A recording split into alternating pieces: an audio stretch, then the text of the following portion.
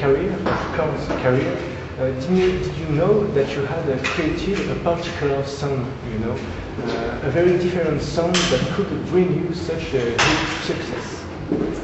Did we know? No, we didn't know. I guess the song would be Blind, you know, and I remember we were starting out and me and Jonathan didn't even really like the song. And I remember I wanted to take out the part where he said, "Are you ready?" I hated it. And we ended up, we're known for that, you know. So we didn't really know. I don't know. I guess we didn't know. You're known as the pioneer of the nu metal, but you have been evolving since your first album. Do you think that nu metal is still a good term to define your musical style?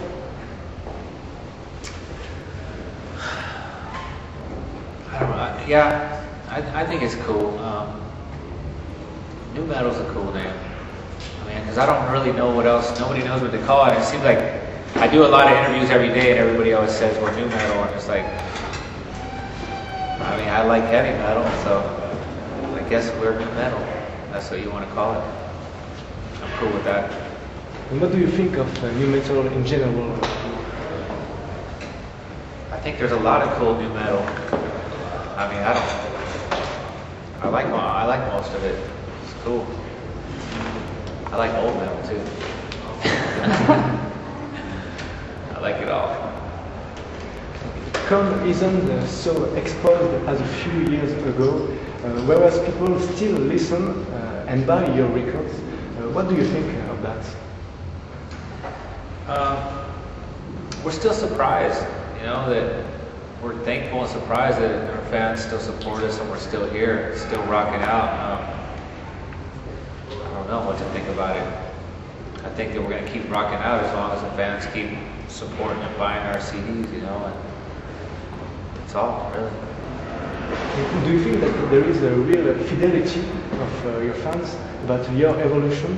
Because you begin with nu metal and then with progressive and more heavy music.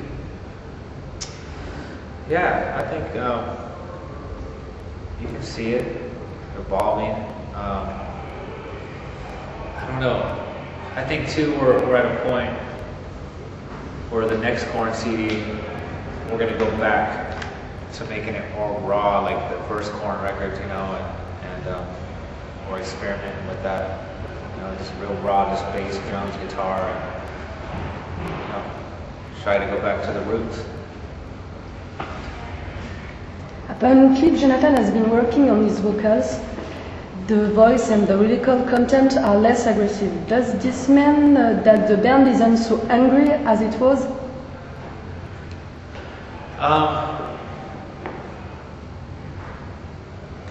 You know, I don't think that we've ever been angry. I think that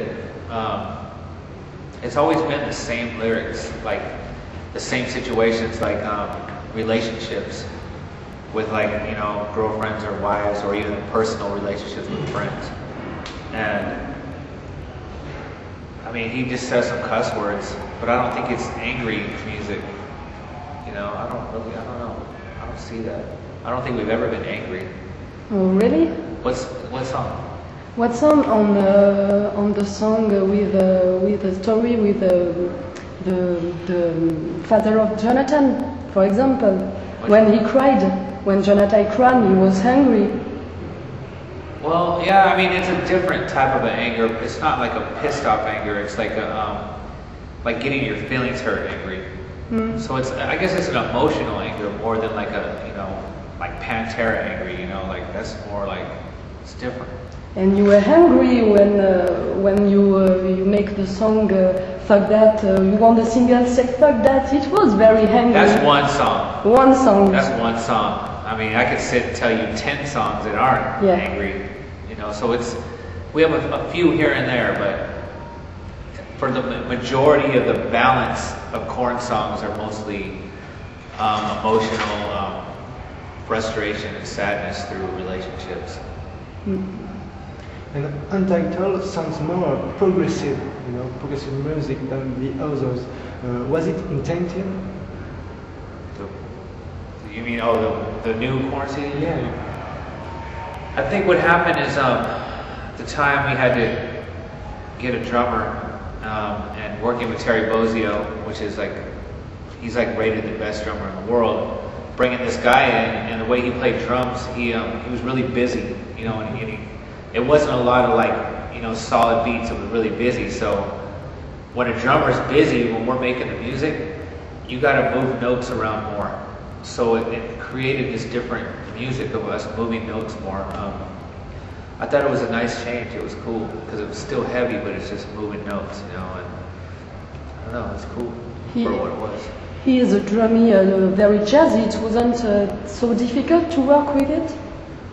No, it was actually fun. It was challenging. It was easy. It was inspirational. So it's cool. And the last record, so is Untitled. Is entitled and untitled. Yeah. In order to let the fans name it themselves. What name would you give to Untitled? You, because you're a Korn's fan. If I had to what?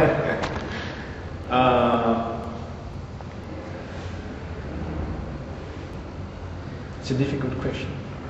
Yeah, it is. I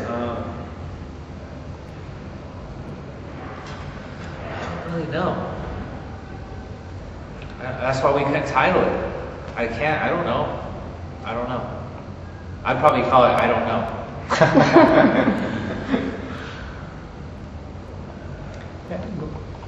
At the moment, the band's lineup isn't very clear. What is the actual status of your drummer, David Sevier? David he's involved with running some restaurants, and I'm not sure, there's no talk of, I don't know if he wants to come back or not, but right now we're working with the drummer Ray, and he's the best drummer that I've played with in my entire music career.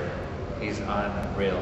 I mean, it's like, you'll have to see, people are going to have to see to understand how good this guy is.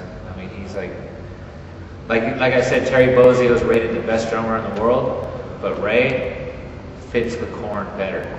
He's a full, solid, like, heavy hitter. It's amazing. You miss David? Yeah, you're always going to miss the